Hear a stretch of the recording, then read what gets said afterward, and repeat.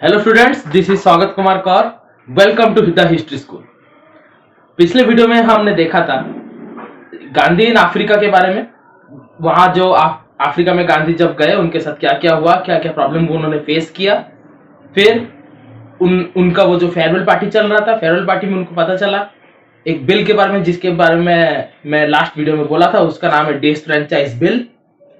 तो वो जब आया, गांधी बहुत गुस्सा हो गए थे और वो जो पार्टी था वो एक तो एसोसिएशन बन गया था वहां पे, मीटिंग ग्राउंड की तरह। इस वीडियो में हम ये जानने वाले हैं तो क्या गांधी आगे कुछ करेंगे अफ्रीका में, या फिर वो इंडिया आ जाएंगे जैसे कि फेयरवेल पार्टी चल रहा है। इसका सिंपल आंसर ये है कि गांधी वहां पे रहे और उनको ये सब चीज बिल्कुल भी अच्छा नहीं लगा जो यूरोपियन के नेटल लोग कर रहे थे वहां पे इंडियंस के अगेंस्ट में। कौन से इंडियंस? जो अफ्रीका में जो इंडियंस थे। इसलिए यूरोपियंस के नेटल्स के विरुद्ध में गांधी ने वहां पे एक ऑर्गेनाइजेशन बनाया जिसका नाम है इंडियन नेटल ऑर्गेनाइजेशन। क्या है उसका नाम? Indian natal organisation. ठीक है। वो कब हुआ था? 1893 में उन्होंने किया था। ठीक है। उसका मेन चीज क्या था? जो इंडियंस लोग के साथ इतना बुरा हो रहा था ना, उसी का पब्लिसिटी के लिए वो ऑर्गेनाइजेशन बनाए थे। तो क्यों वो बना था? Publicity of the Indian cause, उसी के लिए वो ऑर्गेनाइजेशन बना था। उसका मेन मोटो क्या था? जो इंडियंस थे इंडिया में, हमारा आईएनसी था तब इंडिया में। आईएनसी कब हुआ था? 1885 में। उसके पहले प्रेसिडेंट कौन थे? डब्ल्यूसी बैनर्जी, वो चंद्र बैनर्जी। और वो किसने किया था? एओ ह्यूम, एलन ऑक्टावियन ह्यूम। ठीक है। वो सब हम बाद में पढ़ेंगे जब मैं आईएनसी के बारे में आप लोग को पढ़ाऊंगा। ठीक है। अभी हम इसके बारे में पढ़ते हैं कि गांधी ने इंडिया से जो सपोर्ट मांगा वो मेनली आईएनसी से सपोर्ट मांगा और इंग्लैंड से भी सपोर्ट मांगा। इंग्लैंड मेन था जहां पे क्वीन वगैरह रह रहे थे, वहां से भी सपोर्ट मांगा। तो मेन चीज ये इंडियन नेटल ऑर्गेनाइजेशन का क्या था कि दोनों जगह से उनको सपोर्ट चाहिए था, इंडिया से और इंग्लैंड से। ठीक है। फिर क्या हुआ? इंग्लैंड से जो उन्होंने सपोर्ट मांगा, इंग्लैंड में बहुत सारे लोग सपोर्ट किए। इंग्लैंड में तब प्रेस वगैरह था, प्रेस ने सपोर्ट किया। वहां के पब्लिक के जो लोग थे उन लोगों ने भी बहुत सपोर्ट किया गांधी के इस कॉज को कि उन अफ्रीकन, मतलब अफ्रीका में जो इंडियंस लोग हैं उनके साथ कितना बुरा हो रहा है। इसलिए इंग्लैंड में भी बहुत लोग इस कॉज को सपोर्ट किए। ठीक है। अभी जब इंडियन नेशनल ऑर्गेनाइजेशन हो गया, ठीक है, फिर उसके बाद गांधी ने अपना पिटीशन दिया। ठीक है। पिटीशन में 10,000 इंडियंस लोग साइन किए। साइन करने के बाद वो लोग इंग्लैंड भेजे कि हम लोग को ये जो डिसफ्रेंचाइज बिल है वो हमें नहीं चाहिए। ठीक है। वहां पे इस चीज के ऊपर बातचीत किया गया। उन लोगों ने वीटो भी इशू किया जिसके लिए ये नहीं होता। फिर जो नेटल ऑर्गेनाइजेशन थे यूरोपियंस के, जो लोग अफ्रीका में थे, उन लोगों ने क्या किया? ये जो बिल था इसमें कुछ अमेंडमेंट किया। अमेंडमेंट का मतलब क्या है?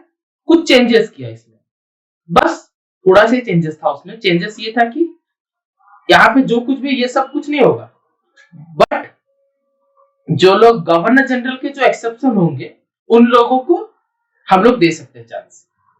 मतलब समझ में आया आपको? मतलब ये है कि डिसफ्रेंचाइज बिल क्या था? डिसफ्रेंचाइज बिल का मतलब ये था कि जितने लोग भी इंडियंस है वो लोग वोट नहीं दे सकते। सिंपल मीनिंग में, जो लोग यूरोपियंस ओरिजिन नहीं थे, मतलब इंडियंस ही थे, वो लोग वोट नहीं दे सकते। वहां के क्या बोले, वहां के लीडर्स वगैरह के लिए वोट नहीं दे सकते वो लोग। वहां पे जो कोई भी इलेक्ट होगा उन लोग को सहना पड़ेगा। ठीक है। किन लोग को सहना पड़ेगा? इंडियंस लोगों को, यूरोपियंस लोगों को सहना पड़ेगा। ठीक है। इसीलिए इंग्लैंड में जब वो बिल पास हुआ, ये लोग पिटीशन दिए। पिटीशन को देखकर इंग्लैंड में मना किया कि ठीक है हम लोग ये नहीं करेंगे। फिर यूरोपियंस, जो नेटल यूरोपियंस थे, उन लोगों ने अमेंडमेंट बिल दिया। अमेंडमेंट बिल का मतलब मैं जैसे बोला, चेंजेस करके कुछ बिल दिया जिसके अंदर ऐसा था कि उन लोग के पास कोई पावर नहीं है कि वो लोग जाके वोट देंगे, बट जो भी कोई एक्सेप्शन लाया होगा गवर्नर जनरल की तरफ से, वो लोग वोट दे सकते। तो इसका कुछ वैल्यू ही नहीं बनता। थोड़ी 10,000 लोगों को गवर्नर जनरल एक्सेप्शन देगा, बड़बड़ के सिर्फ महात्मा गांधी को देगा। महात्मा गांधी अकेला वोट देंगे तो क्या फायदा हो जाएगा भाई? कुछ नहीं होगा। तो ये जो अमेंडमेंट हुआ ये पास तो हो गया, इंग्लैंड ने पास कर दिया, पर कुछ फायदा नहीं रहा इस चीज का। ये लोग जो इतना सारा पिटीशन वगैरह लिखे थे, 10,000 लोग स्ट्राइक करके, उसका कुछ फायदा नहीं। तो इसको मैं समराइज कर रहा हूँ पॉइंट्स के हिसाब से। ठीक है। तो पहला पॉइंट क्या था? 10,000 इंडियंस पिटीशन दिए थे। कहां पे? इंग्लैंड को। गांधी के थ्रू में। सेकंड पॉइंट क्या था, ये जो बिल जो पास हुआ था उसके ऊपर जब ये पिटीशन लगा वो बिल पास नहीं हो पाया, वहां पे वीटो लगा। थर्ड पॉइंट क्या था, जो यूरोपियन नेटल्स थे उन लोगों ने एक एमेंडेड फॉर्म दिया ये बिल का। एमेंडेड का मतलब क्या, चेंजेस करके कुछ बिल दिया। फोर्थ पॉइंट क्या था कि जो बिल आया था उसमें गवर्नर जनरल के तरफ से जो एक्सेप्शन होंगे वो लोग वोट दे सकते हैं और कोई नहीं दे सकता। ये 4 पॉइंट्स होगा गांधी के पिटीशन के अंदर, ठीक है। फिर इतना सारा पिटीशन वगैरह देने के बाद जब ये हो नहीं पाया और बिल फाइनली पास हो गया, फिर गांधी ने अपना क्या स्ट्रगल शुरू किया। कैसे वो शुरू किया, गांधी ने आर्टिकल्स वगैरह लिखे, उसको स्प्रेड किए, अपने विचार को यूरोपियंस के अगेंस्ट में आर्टिकल्स के थ्रू में स्प्रेड किए, पैम्पलेट्स वगैरह बंटवाए। और फिर गांधी जब इतना सब कुछ कर रहे थे, लोगों के अंदर गुस्सा आ रहा था, स्पेशली इंडियंस लोगों के अंदर गुस्सा आ रहा था यूरोपियंस के खिलाफ, क्योंकि गांधी ने भड़का रहे थे कि वो यूरोपियंस के खिलाफ गुस्सा हो जाए। फिर इसकी वजह से क्या हुआ, बहुत सारे यूरोपियंस लोग गांधी के ऊपर गुस्सा हो गए। यूरोपियंस लोग जब गुस्सा हो गए, गांधी एक तो जगह मीटिंग करने जा रहे थे, वहां पे 4000 यूरोपियंस उन्हें रोक के और वहां पे उन्हें जाने नहीं दिए। और वैसे ही हुआ था। और एक बार क्या हुआ था, कुछ यूरोपियंस ने गांधी के ऊपर अटैक भी किया था, उन्हें अटैक भी किया था। और उन्हें जब अटैक किया था, गांधी बहुत मुश्किल से वहां से बच के निकले। एक तो सीनियर पुलिस ऑफिसर के वाइफ, उन्होंने गांधी को बचाया था वहां पे, और गांधी वहां से बच के निकले। लेकिन इतना सब कुछ अटैक वगैरह के बाद भी गांधी के ऊपर उसका कुछ इफेक्ट नहीं गिरा। गांधी उसके बाद भी डट कर लड़ने लगे यूरोपियंस के खिलाफ, जैसे ही पहले लड़ रहे थे वैसे ही लड़ने लगे। अभी ये सब होने के बाद गांधी फिर इंडिया को लौटे, ठीक है, इंडिया को लौटे। फिर आईएनसी का जो कलकत्ता सेशन था, याद रखना कौन से सेशन में गांधी पहले आए थे, आईएनसी का जो कलकत्ता सेशन था वो आके गांधी जी ने अटेंड किया।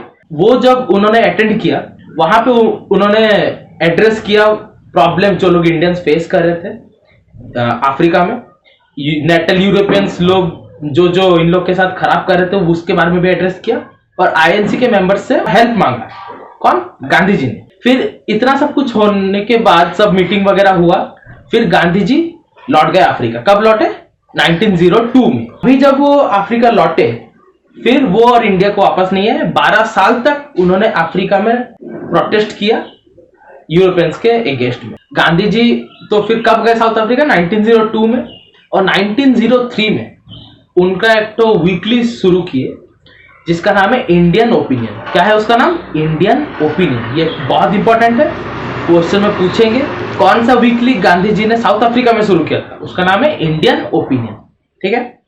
अभी क्या था, गांधी जी जो अपना ऑर्गेनाइजेशन बनाए थे, इंडियन नेशनल ऑर्गेनाइजेशन, वो लोग जाके एक तो गांव में शिफ्ट किए जिसका नाम था फिनिक्स, ठीक है। वो जब फिनिक्स में जाके शिफ्ट किए, वहां पे जो इनहेबिटेंट्स लोग थे, गांधी जी ने उन लोगों को ट्रेनिंग दिया, उन लोगों के अंदर मतलब सिंपल भाषा में उन लोग को भड़काए यूरोपियंस के खिलाफ, ताकि वो लोग भी इन लोग को सपोर्ट करें। और ये सब मिलके एक तो बड़ा ऑर्गेनाइजेशन बनाए रूट लेवल में एक तो बहुत बड़ा ऑर्गेनाइजेशन बनाए जो लोग यूरोपियंस के अगेंस्ट में लड़ पाए। वो गांव याद रखना जिसका नाम है फिनिक्स, ठीक है। ऑर्गेनाइजेशन कब बना था फिनिक्स के इनहेबिटेंट्स लोगों के साथ, 1904 में, जस्ट एक साल बाद। वो गए कब, 1902 में। इंडियन ओपिनियन कब बना, 1903 में। फिर फिनिक्स में जाके इनहेबिटेंट्स लोगों को ट्रेनिंग कब दिया, 1904 में। गांधी जी का मेन मोटो पहले कभी भी नहीं था कि उन लोगों को आजाद होना, उतना गांधी जी कभी नहीं सोचे थे। गांधी जी को बस इतना चाहिए था कि जो इंडियंस लोग हैं वो लोग ब्रिटिशर्स लोगों के साथ ही रहे, साइड बाय साइड, याद रखना, साइड बाय साइड रहे ब्रिटिशर्स लोगों के साथ। वो लोग भी इक्वली रेस्पेक्टेड हो, ब्रिटिशर लोगों के साथ ही रहे। अगर ब्रिटिशर लोगों को जितना पोजीशन मिल रहा है, इंडियंस लोगों को भी उतना पोजीशन रहे।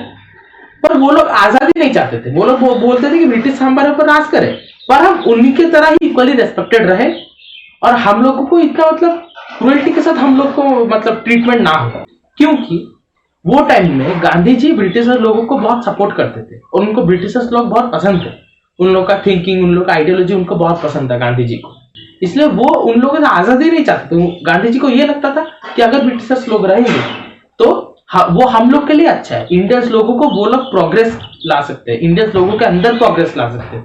क्योंकि हमारे इंडियंस लोग बहुत बैकवर्ड्स थे, जैसे सती सिस्टम वगैरह आप लोग को सब पता ही होगा, जो जला देते हैं, हस्बैंड के डेथ के बाद उसकी वाइफ को जलना पड़ता है जिंदा, वो सब वैसे बहुत सारे इविल प्रैक्टिसेस था।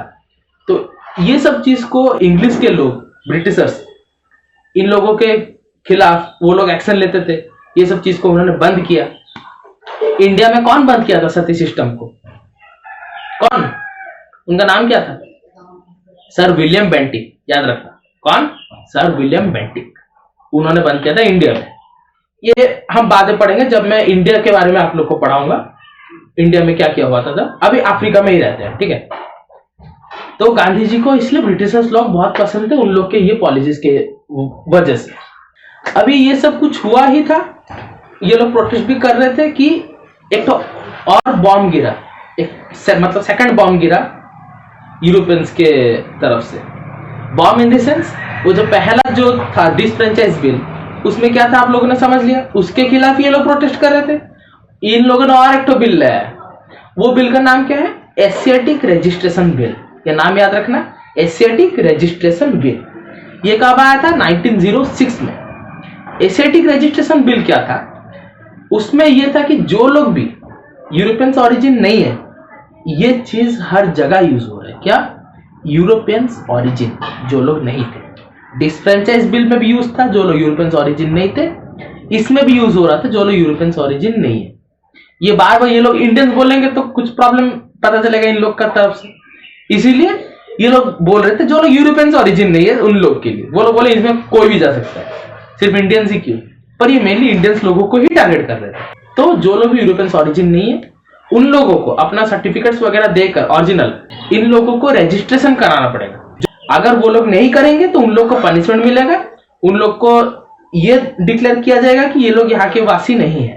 एक तो डेट भी फाइनलाइज हुआ था, वो डेट से पहले अगर इंडियंस लोगों ने नहीं किया रजिस्ट्रेशन सर्टिफिकेट, तो उसके बाद और उन लोग का नहीं होगा, उन लोग को पनिशमेंट मिलेगा, उन सबको पनिशमेंट मिलेगा। तो अभी जब ये सब हुआ तो क्या गांधी जी चुप रहने वाले? वो तो चुप रहने नहीं वाले, उन्होंने अपना प्रोटेस्ट शुरू किया। और एक तो प्रोटेस्ट शुरू करने के लिए एक तो मीटिंग चाहिए, तो फिर से एक तो मीटिंग शुरू हुआ। मीटिंग कहां पे हुआ? एम्पायर थिएटर, जोहानेसबर्ग में। कहां पे? एम्पायर थिएटर, जोहानेसबर्ग, वो एक तो जगह था, वहां पे गांधी जी का मीटिंग शुरू हुआ। गांधी जी ने अपना मीटिंग तो शुरू किया, वहां पे लोगों के अंदर उत्साह गांधी से भी बहुत ज्यादा था, ठीक है। लोग बहुत ही ज्यादा पैशनेट थे गांधी जी के साथ, ब्रिटिशर्स लोगों के, सॉरी, यूरोपियन नेटल्स लोगों के खिलाफ। वो लोग चाहते थे कि कुछ भी करके हमें ये सब जो हमारे साथ जो बुरा हो रहा है, हमें उस सब से आजादी चाहिए, ठीक है। तो उन लोगों का पैशन देखकर गांधी जी के अंदर भी पैशन बढ़ गया। फिर गांधी जी ने बोला कि I would rather die but not submit to the law. समझे इसका मतलब क्या है? गांधी जी ने बोला कि मैं ये सब बेकार जो लॉ वगैरह बना रहे यूरोपियन नेटल लोग, इसको मानने से अच्छा है कि मैं मर जाऊं, मेरा जीने का कोई फायदा नहीं। और इंडियंस लोगों को भी बोला कि ये फिलोसफी को आप लोग भी अपनाओ, ठीक है, कि भले ही आप मर जाओ पर ये सबको हम लोग नहीं मान सकते। फिर सारे पैशनेट इंडियंस और गांधी मिलके फिर से एक तो पिटीशन दिया। कहां पे? इंग्लैंड को, जैसे पहले देते अभी भी इंग्लैंड को दिए। और पिछली बार क्या होता? फेल हो गया, इस बार भी फेल हो गया। और उन्होंने बोला कि ये जो रजिस्ट्रेशन बिल, जो एशियाटिक रजिस्ट्रेशन बिल है, वो कब से लागू होगा? जुलाई 1, 1907 से, ठीक है, ये तब से लागू होगा। अभी मैं जो कुछ भी बोला उसको हम समराइज करेंगे पॉइंट्स के फॉर्म में, ठीक है। तो पहला पॉइंट क्या था? एक तो एशियाटिक रजिस्ट्रेशन बिल आया 1906 में यूरोपियन नेटल्स की तरफ से। सेकंड पॉइंट में ये है कि वो एशियाटिक रजिस्ट्रेशन बिल में क्या था कि इंडियंस लोग को रजिस्ट्रेशन वगैरह करना पड़ेगा, अगर उन्होंने नहीं किया तो उनको पनिशमेंट वगैरह मिलेगा, उन लोग का कभी भी चेक हो सकता है वगैरह वगैरह, ठीक है। फिर थर्ड पॉइंट में क्या था? गांधी जी ने प्रोटेस्ट किया ब्रिटिश लोगों के खिलाफ, और प्रोटेस्ट करने के लिए पहले क्या करना पड़ेगा? मीटिंग करना पड़ेगा। मीटिंग उन्होंने कहा किया? एम्पायर थिएटर, जोहानेसबर्ग में, ठीक है। लोग बहुत ही पैशनेट हुए उनके वो स्पीच वगैरह से। और फिर गांधी जी ने अपना एक डायलॉग बोला। वो डायलॉग क्या था? I would rather die than listening to this law. फिर डेलीगेशन भेजा इंग्लैंड को, इंग्लैंड में डेलीगेशन गया, वहां पे फेल हो गया ये डेलीगेशन, वहां पे जो लोग भी थे वो लोग नहीं माने ये पिटीशन को। फिर ये जो एनसीटी रजिस्ट्रेशन बिल था वो लागू हो गया कब? जुलाई 1 1907। तो अभी लॉन्च होता है द लेजेंडरी सत्याग्रह।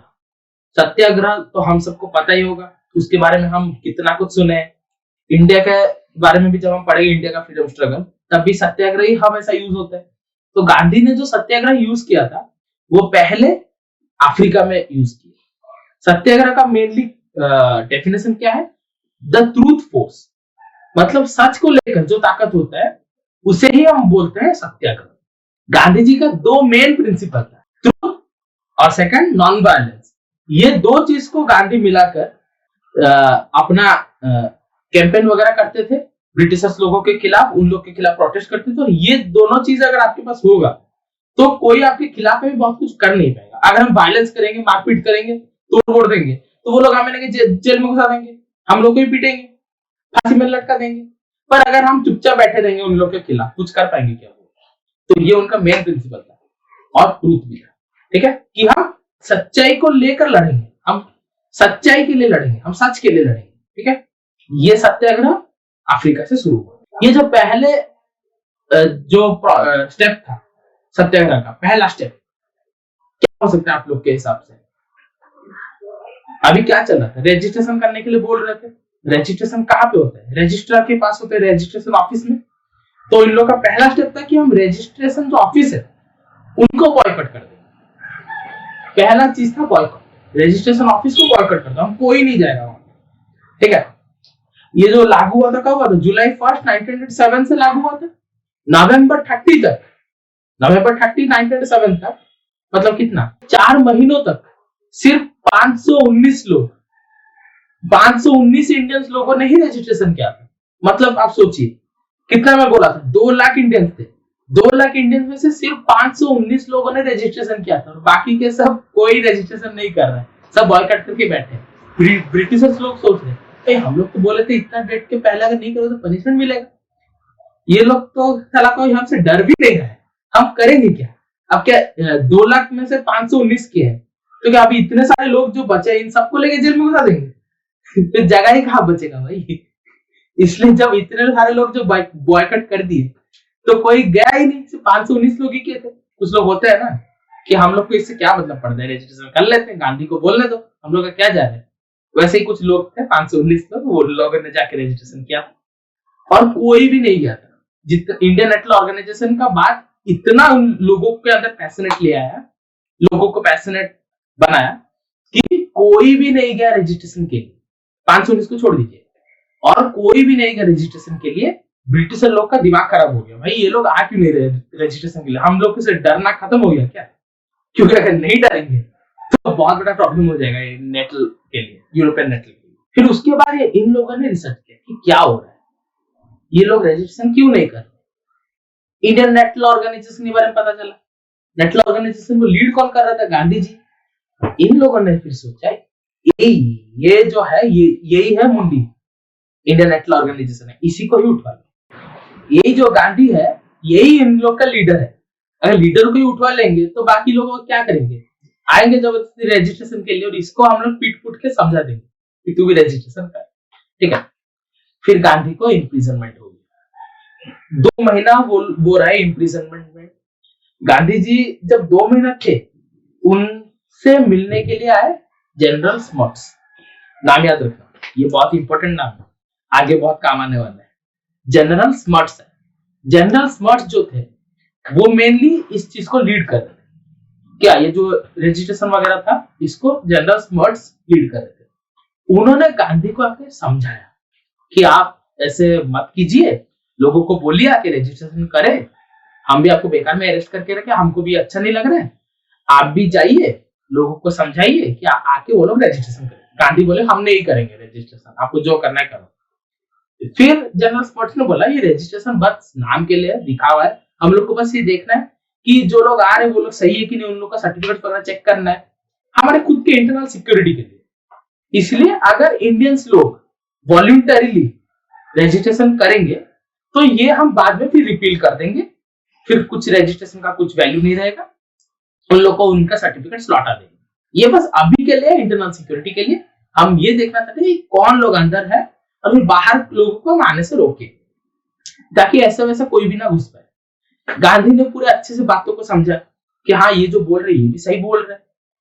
फिर इन्होंने बोला कि इंडियंस लोग अगर वॉलंटरीली जाएंगे बिना कोई प्रेशर में तो ये लोग फिर उठा देंगे वो बिल को। वॉलंटरीली का मतलब है अपने मर्जी से, मतलब बिना कोई जोर जबरदस्ती के अगर इंडियंस लोग जाके रजिस्ट्रेशन करेंगे फिर ये जो बिल है वो रिपील हो जाएगा वो रिपील हो जाएगा और फिर वो काम नहीं देगा। तो इसलिए अभी अगर कर देंगे फिर बाद में उठ जाएगा, कोई प्रॉब्लम नहीं होगा। गांधी जी को समझ गए, फिर गांधी जी भी एग्री कर गए वो बात पे। लेकिन याद रखना ये जो चीज जनरल स्मर्ट्स ने बोला था ये कोई एक तो लीगल ड्राफ्ट वगैरह बना के कुछ नहीं बोला था। मतलब ये जो एग्रीमेंट हुआ था वो एक तो इनफॉर्मल एग्रीमेंट था, सिर्फ बातों बातों में जनरल स्मर्ट्स ने बोल दिया था हम इसको रिपील कर देंगे, आप लोग रजिस्ट्रेशन कर लो वॉलंटरीली। फिर गांधी जी ने ही मान लिया, फिर बस बात खत्म, गांधी जी को उन्होंने छोड़ दिया। कुछ एग्रीमेंट वगैरह कुछ नहीं हुआ था कि आप लोग करो रजिस्ट्रेशन, फिर करने के बाद हम इतने महीने बाद हम इसको बंद कर देंगे, इसको रिपील कर देंगे, फिर आप लोग को कोई प्रॉब्लम नहीं होगा, आपका सर्टिफिकेट सब लौटा देंगे। कुछ नहीं हुआ था, ऐसा कुछ भी नहीं हुआ था। बस उन्होंने मुंह में बोल देना हाँ आप लोग कर लो, हम कर देंगे, आपका सर्टिफिकेट लौटा देंगे, ये भी सब बंद हो जाएगा, कोई प्रॉब्लम नहीं होगा। बस मुंह में बोल दिए, मुंह का कुछ वैल्यू रहता है। मैं आज ये बोलूंगा कल कुछ और बोलूंगा। तो अभी तो मेरा बात तो रिकॉर्ड भी हो रहा है, तब रिकॉर्डिंग भी नहीं था। तो इसीलिए गांधी जी इतने पढ़े लिखे थे पर उनका दिमाग तब काम क्यों नहीं किया मेरे को समझ में नहीं आ रहा है। गांधी जी वो बात को मान ली बिना कुछ फॉर्मल एग्रीमेंट से, वो मान लिए और आके वो इंडियंस लोगों को समझा रहे थे कि हाँ हम लोग अभी जाएंगे रजिस्ट्रेशन के लिए। इंडियंस लोग बोले भाई ये तो इसका तो दिमाग खराब हो गया, ये तो अभी गया था बोला कि हम लोग मर जाएंगे पर मैं ऐसा लॉ नहीं मानूंगा। एकदम इन्होंने वक्त बदल दिया, जज्बात बदल दिए, जिंदगी बदल दी। गांधी जी ने बोला कि मैं मेरे लिए मरना ज्यादा इजी, अभी 2 महीना जेल में रह के इसका माइंड चेंज हो गया कि हाँ हम लोग रजिस्ट्रेशन करेंगे। ओ भाई मारो मुझे, मारो मारो मुझे, मारो मारो, नहीं ये मजाक हो रहा है, एक सेकंड यार मजाक हो रहा है। गांधी ने बोला हम लोग करेंगे, वो लोग बोल रहे हैं कि जो रजिस्ट्रेशन बिल होगा उसको रिपील कर देंगे और हम लोग को सर्टिफिकेट्स वगैरह लौटा देंगे।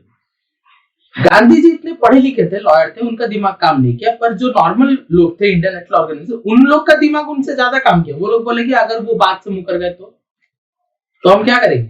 गांधी जी बोले नहीं नहीं, बोलो नहीं, बोलो पीछे नहीं जाएंगे, वो मेरे को प्रॉमिस किए हैं नहीं जाएंगे। हाँ तो प्रॉमिस किया तो नहीं जाएंगे ना वो बोले थे, इसलिए गांधी जी ने लोगों को इन्फ्लुएंस किया कि लोग जाओ वहां पे रजिस्ट्रेशन करो। पर इंटरनेशनल ऑर्गेनाइजेशन के सभी लोग गांधी जी के खिलाफ हो, मतलब अंदर ही अंदर वो दोनों के बीच में वार शुरू हो गया। गांधी जी के कुछ लोग सपोर्ट किए और मैक्सिमम लोग गांधी जी के अगेंस्ट में गए। फिर कुछ लोग ये भी बोलने लगे कि गांधी जी को यूरोपियन सेनेटर लोगों ने पैसा भी दिया है, उन लोग को पैसा, गांधी जी को पैसा खिलाया ताकि गांधी जी आके ऐसा कुछ बोले और इंडियंस लोग जाके रजिस्ट्रेशन किए। ऐसा भी बहुत लोग बोले थे गांधी जी के खिलाफ, ठीक है, कि पैसा खो रही है बेटा। फिर उसके बाद गांधी जी गए थे रजिस्ट्रेशन के लिए, तो भी इंडियन थे, वो खुद गए थे रजिस्ट्रेशन करने के लिए। देखिए वो जब गए थे लोग बहुत गुस्सा हुए और उन लोग को ये बिल्कुल ही पसंद नहीं था कि ये हम लोग को खुद बोला कि मत जाओ रजिस्ट्रेशन के लिए और अभी ये खुद जा रहे, तो इसलिए वो लोग गुस्सा हो गए थे। इसको लेके क्या हुआ, एक तो पठान गांधी जी को मतलब रजिस्ट्रेशन ऑफिस मतलब जाते हुए रास्ते में ही उनको अटैक किया और गांधी जी को मतलब कुछ इंजरी वगैरह भी हुआ था, पर गांधी जी बच गए थे, ठीक है। और ऐसा बिट्रेयल हुआ, लोग सोच रहे थे कि अभी क्या हो रहा है हम लोग के साथ। गांधी जी हमें बोला कि मत जाओ, अभी जाके खुद जाके रजिस्ट्रेशन करके आएंगे और हम लोग को बोल रहे रजिस्ट्रेशन करो, या फिर तुम लोग अगर नहीं करोगे तो तुम लोग को पनिशमेंट मिलेगा। अभी गांधी जी खुद इंडियन लोगों को बोल रहे हैं तो अभी ये लोग क्या करेंगे। ऐसे जो गांधी जी पलट गए, कैसा थे, लोगों के अंदर उत्साह ला रहे थे कि हम लोग प्रोटेस्ट करेंगे, अभी बोल रहे नहीं हम लोग इन लोग जो बोल रहे हैं वो उसी को ही हम लोग मानेंगे। तो अभी इन लोग के साथ क्या होगा कि गांधी जी को सपोर्ट नहीं करेंगे, गांधी जी उन लोग को सपोर्ट करेंगे, या फिर गांधी जी फिर समझेंगे कि जेंडर स्मर्ट अगर बातों से पीछे गया तो गांधी जी का क्या होगा। तो वो हम जानते हैं part 3 of the video which is known as Gandhi in South Africa part 3। तो अभी मिलते हैं अगले वीडियो में। और अगर आपको मेरा वीडियो पसंद है तो आप लाइक कीजिए, और अगर बहुत ज्यादा पसंद है तो सब्सक्राइब कीजिए, और बेल आइकन को मार मार के तोड़ दीजिए पूरा। और मेरे ये वीडियो से रिलेटेड या फिर पास्ट वीडियो से रिलेटेड अगर आपको कुछ भी डाउट्स है तो आप कमेंट सेक्शन में मुझे बोलिए, वहां पे मैं आपके सारे डाउट्स को क्लियर करने की कोशिश करूंगा। ठीक है, तो फिर मिलते हैं अगले वीडियो में। धन्यवाद।